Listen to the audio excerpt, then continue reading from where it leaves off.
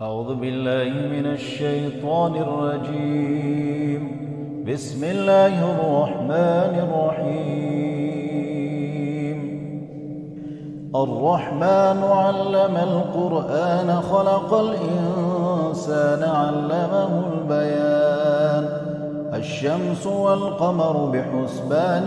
والنجم والشجر يسجدان والسماء رفعها ووضع الميزان ألا تطغوا في الميزان وأقيموا الوزن بالقسط ولا تخسروا الميزان والأرض وضعها للأنام فيها فاكهة والنخل ذات الأكمام والحب ذو العصف والريحان فبأي آلاء ربكما تكذبان خلق الإنسان من صلصال كالفخار وخلق الجان من مارج من نار فبأي آلاء ربكما تكذبان رب المشرقين ورب المغربين فبأي آلاء ربكما تكذبان مرج البحرين يلتقيان بينهما برزخ لا يبغيان فبأي آلاء ربكما تكذبان يخرج منهما اللؤلؤ والمرجان فبأي آلاء ربكما تكذبان وله الجوار المنشآت في البحر كالأعلام فبأي آلاء ربكما تكذبان كل من عليها فان ويبقى وجه ربك ذو الجلال والإكرام فبأي آلاء ربكما تكذبان يسأله من في السماوات والأرض كل يوم هو في شأن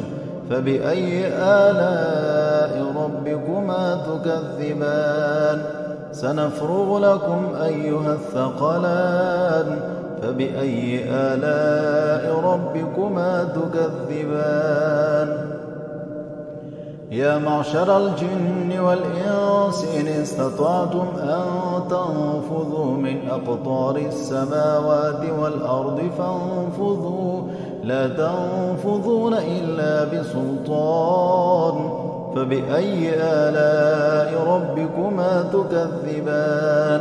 يرسل عليكما شواظ من نار ونحاس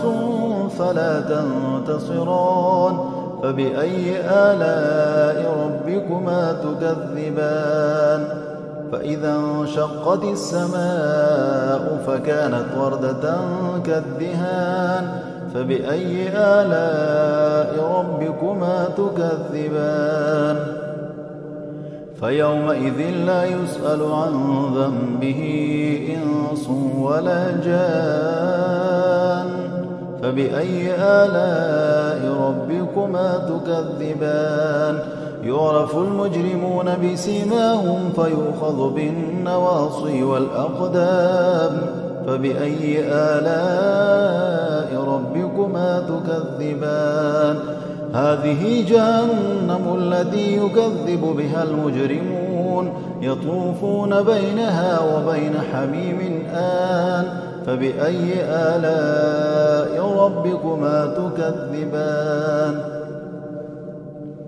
ولمن خاف مقام ربه جنتان فبأي آلاء ربكما تكذبان ذواتا أفنان فبأي آلاء ربكما تكذبان فيهما عينان تجريان فبأي آلاء ربكما تكذبان فيهما من كل فاكهة زوجان فبأي آلاء ربكما تكذبان متكئين على فرش بطائنها خائنها من استبرق وجنى الجنتين دان فبأي آلاء ربكما تكذبان فيهن قاصرات الطرف لم يطمثهن إنس قبلهم ولا جان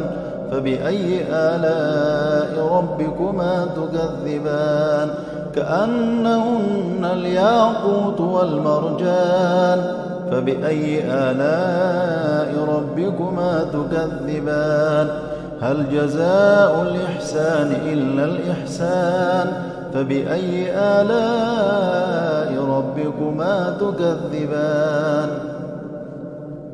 ومن دونهما جنتان فبأي آلاء ربكما تكذبان مدهامتان فبأي آلاء ربكما تكذبان فيهما عينان نضاختان فبأي آلاء ربكما تكذبان فيهما فاكهة ونخل ورمان فبأي آلاء ربكما تكذبان فيهن خيرات حسان فبأي آلاء ربكما تكذبان حور مقصورات في الخيام فبأي آلاء ربكما تكذبان لم يطمثهن إنس قبلهم ولا جان فبأي آلاء ربكما تكذبان متكئين على رفرف خضر وعبقري حسان فبأي آلاء ربكما تكذبان تبارك اسم ربك ذي الجلال والإكرام